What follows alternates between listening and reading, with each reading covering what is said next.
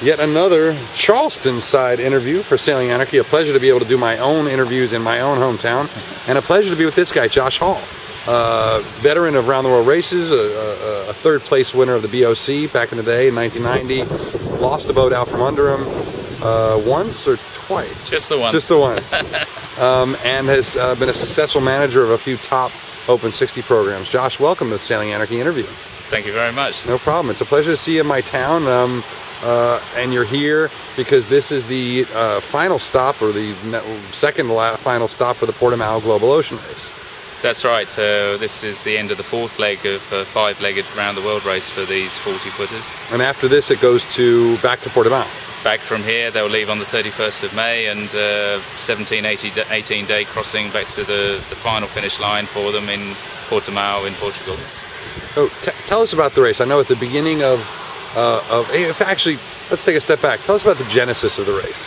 Well, interestingly enough, I was doing the Jacques Vabre with Joe Harris aboard Griffin Solo in 2005, and we were mid-Atlantic, hammering down through the trade winds at 25-30 knots on his open 50, and we were just saying what a sad thing it was to each other that the round the world races were really only for 60-footers now and for multi-million euro budgets. And I knew that the Class 40s, which were just coming on the scene, were excellent offshore boats, and we ended up just really bullshitting in the cockpit, and over a few Irish whiskies had this idea for this concept of an idea for a round the world race for 40-footers and 50-footers. And from the nub of that idea, within a couple of months, I spoke to some designers, spoke to some skippers, spoke to the Class 40 guys, and realised that it had some traction. And then I thought, oh my God, we're going to have to actually make this thing happen now. so we of course needed a sponsor for the event. And after 2 years of very, very tough searching for a backer for the event, we ended up speaking with Portimao in Portugal, and the city wanted a global awareness project to promote themselves as a tourist destination and as an excellent boat centre, with two large super yacht marinas in construction there. And fantastically, they sponsored the race. Well, I really liked Portimao when I was there because it wasn't as touristy as Lagos or some of the other big Algarve spots were. But what's it like now?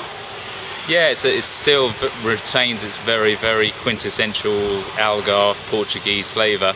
It's one of those great places where you can stay in a lovely hotel, walk on a fantastic beach, and eat a freshly caught fish grilled in front of your eyes in a restaurant.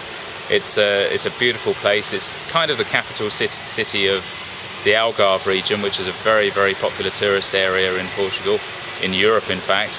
And of course, our race is actually bringing their name to a global audience, especially through our website, and the coverage that we're getting is just fantastic. So it's good to hear. They're very happy. Let's talk about the race itself. We've been watching the Class 40s as they explode, and obviously you didn't know that was going to happen two and a half years ago when you started all this. Well, I did. You did? I did, yeah. Writing was on the wall for you. Did. Okay. I'd seen the very first Class 40, Patrice Carpentier's first Pogo 1, and I thought, what a fantastic boat, and I chatted with him at the start of his Transat race, his O-Star race, a couple of years before in 2003, and I just thought, this is the machine. It's the right price, it's the right concept, like a mini Open 60, but effectively very, very affordable. And simple. Very simple. All a box rule, which is very sensible and sensibly keeps the price down. So there's no carbon allowed in the boats. They have to have rod rigging, but they're allowed some exotic sails and carbon masts.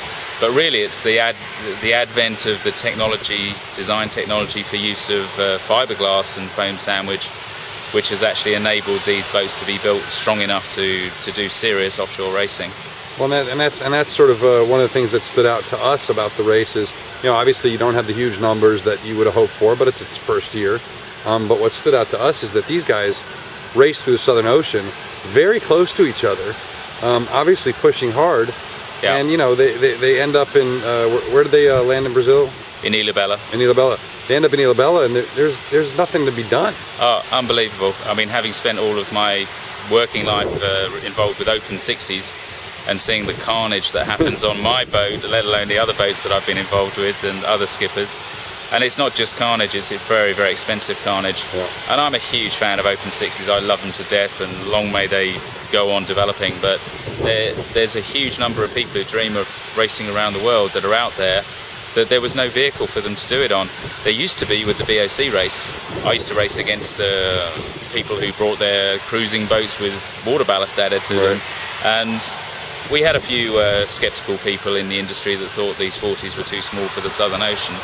And I said to them, you know what, I used to race against 40-footers in the Southern Ocean 20 years ago, and they were fine. And these boats are just incredible. And what's really, really impressive is how they've supported the conditions. We've had boats in the Southern Indian Ocean go through 80-knot storms. We've had boats going through fronts bringing 60 knots of wind on them.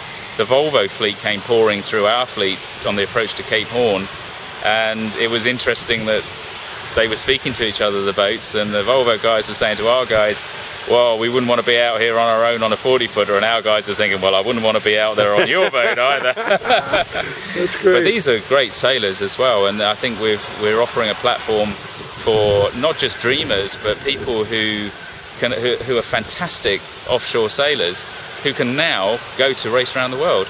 Because we allow team entries, for instance, in the race, so you can have up to 6 people in a double-handed team.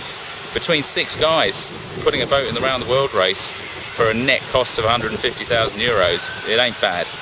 And that when you say 150,000 euros, you mean the share of the boat as well, or just you mean the budget to get around the world? That would be the budget to get around the world. And what does one of these boats cost? What these boats average cost 200 to 250,000 euros. Unless you want to build a custom one-off, which some people are. So theoretically, or not even theoretically, but you could go and, you know, get yourself a production class 40 and do the race for 400 grand, 400,000 euros. Absolutely, and it's not just that, but because the resale value of the class 40s at the moment is a hot market, and it's highly unusual. I've never seen it before with any type of yacht, but they're actually holding their money. And 2 of the boats which were bought to do our race, the guys had to pay the same amount as they were new 2 years before. So amazing. It's not a bad investment either. Well, we're excited to see the Class 40s develop, you know, here in the States too. I think they're making an impact already in the Northeast. Absolutely, and I think America. This is a type of boat which fits a lot of pockets, and especially in these economic times, I think those that are still able to go racing, they don't have to race around the world with a Class 40. They've got a great circuit of races in Europe. That's going to spread over here, and I'm sure that it's the class of boat which is going to really take over in the next 10 years. Well, I hope so too. I mean, it's nice to see something that people can go out and do without a big budget, without a big crew, you know? And without a huge amount of experience, I have to say. Our entries range from young professional sailors who are using the race as a platform to move on to Open 60s, and that's at one end. At the other end, Jeremy, the skipper of Mowgli, only learned to sail 3 years ago because he decided he wanted to do this race, and he's now an accomplished round-the-world sailor. It's fantastic. Cool. All right, Josh. Well, hopefully we'll check in with you again before you guys get out of here. It is convenient to have you in my town. We love being in Charleston. Yeah, it's great. It's good. Well, anyway, we'll get this up and we'll talk to you soon. All right, man? Good luck. Thank you very much.